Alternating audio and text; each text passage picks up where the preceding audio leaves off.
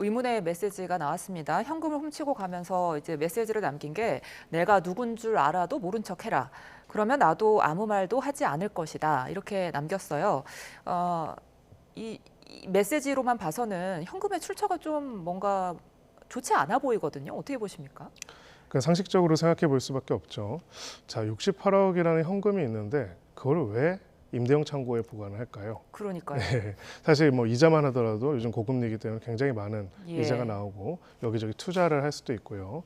아니면 정 어딘가 두기 그러면 보통 집에다가 보관하시는 분들도 있을 수도 있는데 그것도 금고도 아닌 저런 임대형 창고에 보관했다는 것 자체가 굉장히 의문스러운 부분이 있습니다. 예. 결국은 이제 이 사건의 범인도 그런 부분들을 어떻게 보면 눈치를 채고 훔쳐가더라도 이것을 결국은 신고를 해서 세상에 알려지게 된다면은 이 자금의 출처 혹은 불법성에 대한 수사가 이루어질 수도 있다는 것을 알고 있었기 때문에 그 부분에 대해서 결국은 신고하지 말 것을 요구하는, 암시하는 그런 내용들의 글을 썼다라고 볼 수가 있고요. 네. 저는 공범관계도 잘 조사를 해볼 필요가 있다고 생각하는데 저기 보면은 이제 일단은 저 박스 안에 현금이 저만큼 들어있다는 거를 창고 관리인이 사실 저걸 다 하나씩 열어보지 않는 이상은 알 수가 없습니다. 네.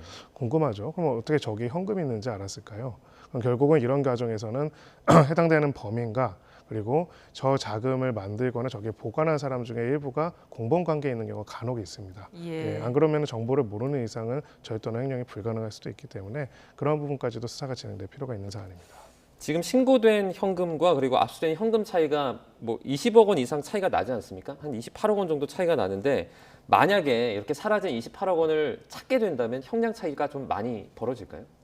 네, 그래도 아예 피해 회복을 전혀 안 하는 것과 피해 회복을 전체를 하는 것과는 형량의 차이가 굉장히 큽니다. 네. 근데 그렇기 때문에 그렇지 않는다면 반대로 이 부분에 있어서 피해 회복을 안 하고 그냥 숨겨놓은 상태에서 버티겠다. 소위 말해서 형량을 그냥 살겠다라고 한다면은 거기에 비례해서 형량이 굉장히 높아진다고 볼 수가 있고요.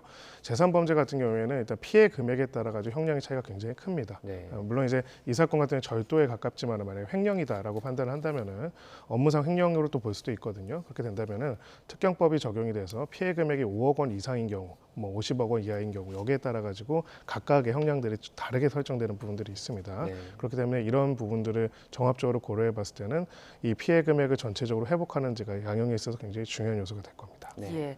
그 또 한 가지 궁금한 게 그렇다면 이 돈의 출처가 뭐 범죄 수익이었다. 그렇게 된다면은 국고로 이게 귀속이 될 수도 있습니까? 네, 그렇습니다. 범죄 수익 은닉이라고 한다면은 그것 또한 별도의 범죄라고 볼 수가 있고요. 여기에 대한 몰수, 추징 등이 이루어질 수도 있습니다. 그래서 지금 안 그래도 경찰이 피해자 측에 이 자금의 출처, 내용이 뭐냐라고 이야기를 하고 있고요. 무엇보다도 왜 현금 68억이나 되는 돈을 저런 식으로 저기에 보관하는지는 누가 봐도 사실 이해되지는 않는 거기 때문에 예. 그 부분에 대한 별도의 수사가 진행될 것으로 보입니다.